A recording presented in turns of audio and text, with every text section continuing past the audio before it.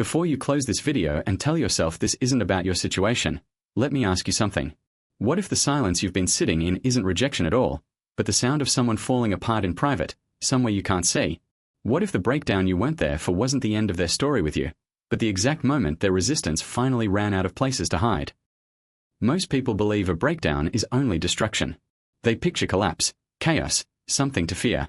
But there is another side to breaking down that almost no one talks about. Sometimes the same pressure that shatters a person's old identity is the very thing that clears the ground for who they were always meant to become.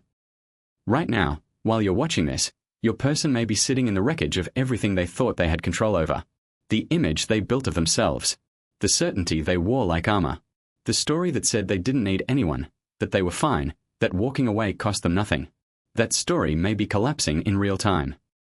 They may be lying awake at night with a mind that finally has nothing left to defend. They may be feeling something they cannot name, something that used to be buried under distraction, under control, under the constant performance of being okay. But before you assume this is only about their unraveling, there's something more important you need to understand. This isn't just a story about someone falling apart. It's about what happens on the other side of falling apart, when a person finally stops fighting their own life and starts surrendering to what's actually true inside them. Because sometimes the most powerful shift in a person doesn't begin with a breakthrough. It begins with a breakdown. And what looks like the lowest point from the outside is very often the moment the walls finally come down from the inside. Stay with me until the end, because what you're about to hear may completely change the way you understand surrender, collapse, and the quiet transformation that happens when a person finally runs out of ways to resist their own heart. Have you ever noticed how the strongest people are often the ones who resist change the longest? They hold the line. They stay composed. They convince themselves and everyone around them that they have it together, right up until the moment they don't. That moment is not weakness. It is the psyche reaching its limit and finally telling the truth. When a person spends years protecting themselves with control, logic, and emotional distance, that protection eventually becomes exhausting to maintain. A breakdown, when it finally comes, is rarely random. It is the nervous system and the heart demanding what the mind refused to give them: honesty. This is not collapse for the sake of collapse. It is not a person falling apart because they are broken beyond repair. It is far more precise than that. A breakdown is what happens when an old identity, one built on avoidance, self-protection, or fear, can no longer hold the weight of everything it has been suppressing. Psychologists have long observed that what looks like falling apart is often the beginning of falling together in a new way. The old structure has to loosen before something more authentic can take its place. This is why, after a breakdown, people often describe feeling strangely lighter, even in the middle of pain. Something that was rigid has finally been allowed to move. Your person may be going through exactly this. The version of them that insisted they were fine, that distance didn't affect them, that emotional walls were simply who they are, may finally be cracking under its own weight. And what emerges from that crack is not weakness. It is truth that has been waiting a long time to be spoken, even if only to themselves. This is why a breakdown so often becomes the doorway to surrender. Surrender does not mean giving up. It means a person stops fighting against what they actually feel. They stop performing certainty they don't have. They stop pretending the walls never cost them anything. When someone reaches this point, they often begin noticing small emotional cracks they used to override without a second thought. A wave of grief that arrives without explanation. A moment of missing someone so sharply it startles them. A sudden inability to keep pretending that everything is fine when clearly, internally, it is not. These cracks are not malfunctions. They are the psyche finally being honest. And for someone who has spent years controlling every emotional response, that honesty can feel disorienting at first, almost frightening. But it is also the beginning of something real. The invisible pull that draws people back toward emotional truth after a breakdown is not sentimentality. It is the human need for congruence, the deep discomfort of living out of alignment with what we actually feel. A person can outrun that discomfort for a long time. They cannot outrun it forever. If your person is currently in the middle of this unraveling, understand that what looks like falling apart from the outside may actually be the most honest thing that has happened inside them in years. A breakdown rarely stays contained to a single moment. It becomes a threshold, a before and after that quietly reorganizes how a person sees themselves and everything they've been avoiding. In the days and weeks that follow, your person may begin questioning identities they have worn for years. The idea that they are simply independent. The belief that needing someone is a weakness. The conviction that walking away from something meaningful proves strength rather than fear. These beliefs often crumble slowly, not all at once. A person doesn't wake up one day and suddenly abandon a defense mechanism they've relied on their whole life. Instead, the defense mechanism starts failing them in small, undeniable ways. It stops protecting them from pain and starts becoming the source of it. They may notice, almost against their will, how much energy it has taken to stay guarded, how exhausting it has been to control every emotional response, to keep every soft feeling filed under not important or not now. As the breakdown continues to soften those walls, they may begin to feel emotions they spent years avoiding: grief, regret, longing, even shame about the distance they created. This is uncomfortable, but it is not destructive. It is the necessary discomfort of growth. A structure that no longer serves a person has to weaken before something truer can take its place. During this period, your person may start replaying moments they once dismissed. Conversations that seemed unremarkable at the time may now carry unexpected weight.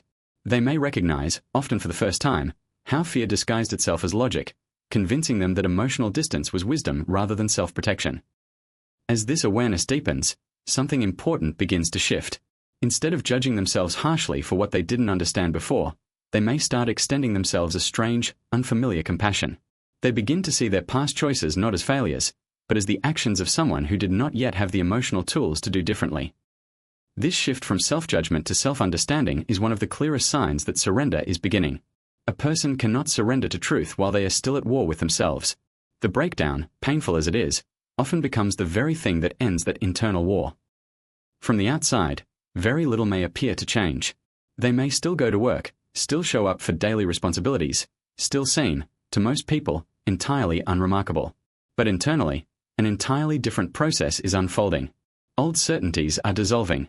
New honesty is taking their place. And slowly, without announcing it to anyone, they are becoming someone capable of a kind of closeness they once could not access. There are moments after a breakdown that feel almost too specific to be coincidence, yet too quiet to call dramatic. A song plays at the exact moment a memory surfaces. A dream returns someone to a version of a relationship they thought they had closed the door on. A random comment from a friend lands with unexpected emotional force. These experiences are not mystical events happening to your person from the outside. They are the natural result of an emotional system that has finally been allowed to feel again. When someone spends years suppressing emotion, the mind stores that unresolved feeling somewhere just beneath conscious awareness. A breakdown loosens the grip that kept it hidden, and suddenly, ordinary moments become doorways back into that unresolved emotional material. Your person may find themselves unexpectedly emotional in situations that would not have affected them before. A familiar street. An old photo they come across by accident. A conversation that, out of nowhere, reminds them of a version of themselves they had almost forgotten. Dreams often intensify during this period as well. The conscious mind may still be resisting full acknowledgement of certain feelings, even after a breakdown, but the sleeping mind has no such filter.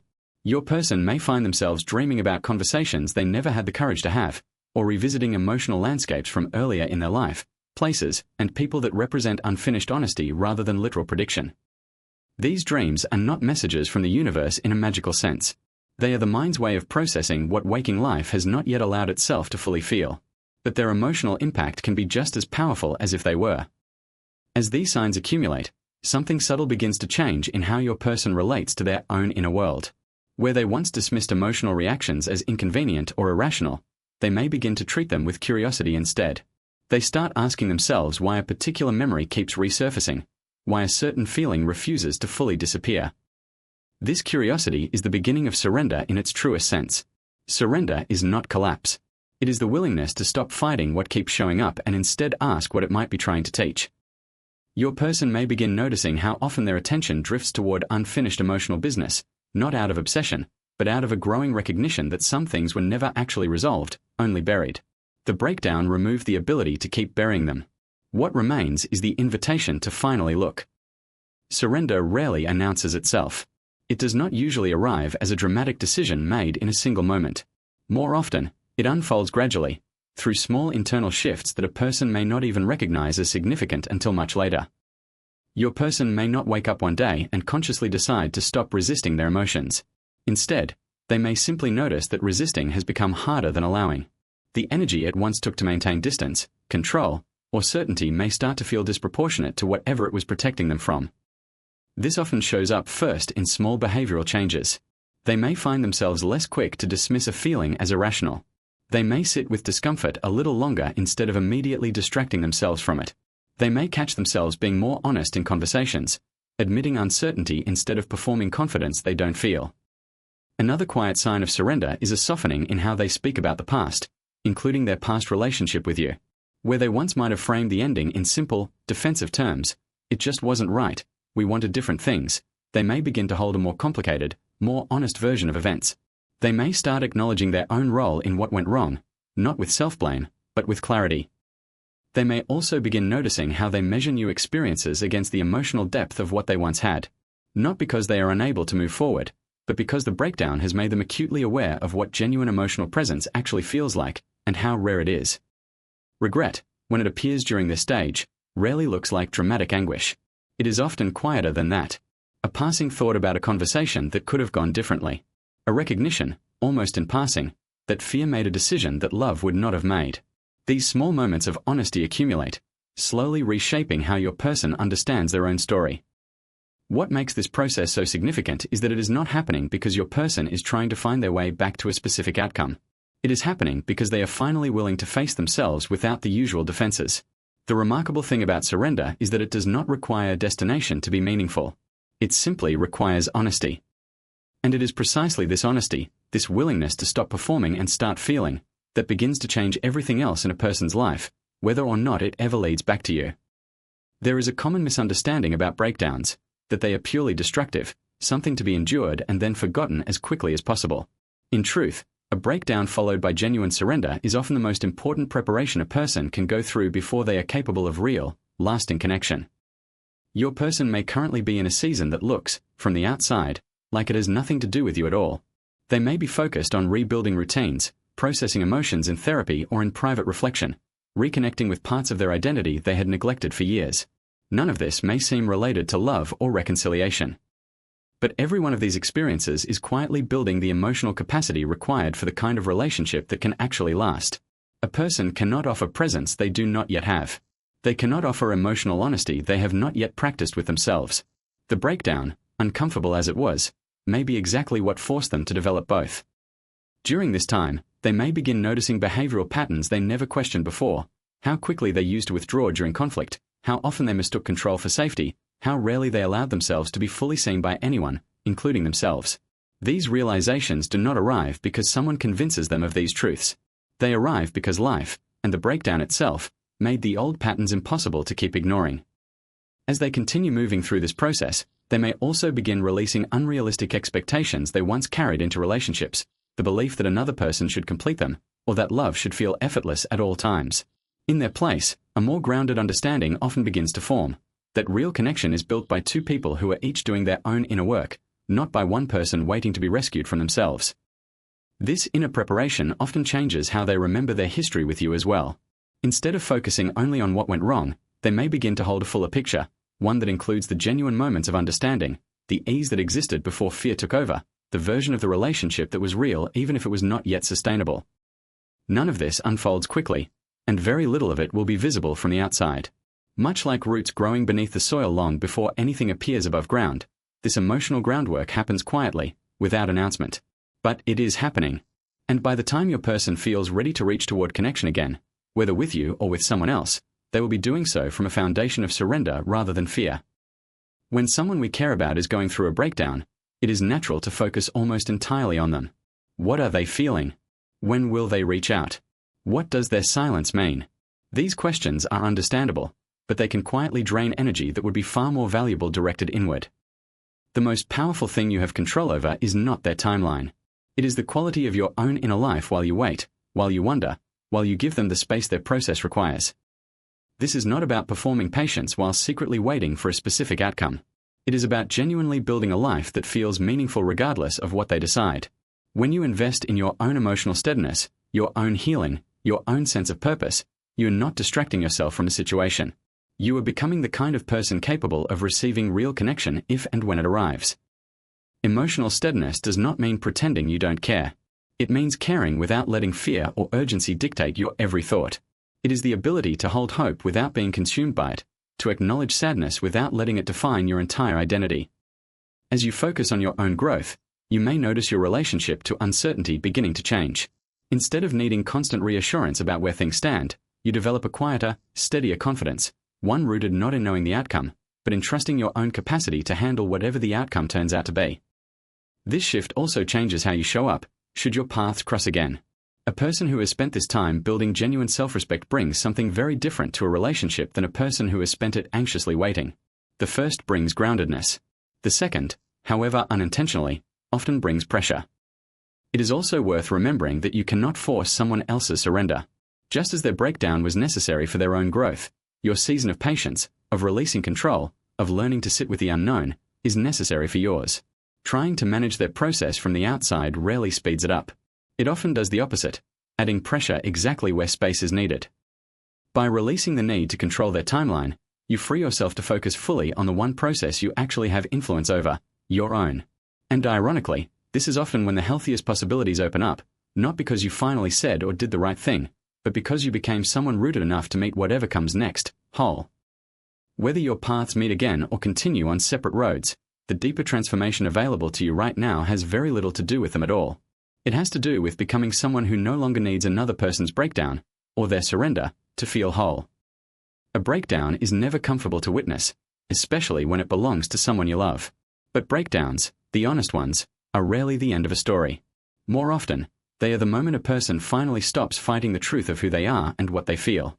What comes after that surrender is not guaranteed to look a certain way, but it is almost always more honest than what came before. Thank you so much for spending this time with me today. If this message reached something in you, I hope it offered a little clarity, a little peace, and a reminder that growth, even the kind born from falling apart, is never wasted. This has been the Archetype Awakening. I hope this video helped you trust your own process, honor whatever your person is moving through, and remember that your own healing is never secondary to anyone else's journey. Wishing you peace in your heart, patience in your waiting, and the quiet strength to keep becoming who you're meant to be, no matter what happens next. Take care of yourself, and I'll see you in the next video.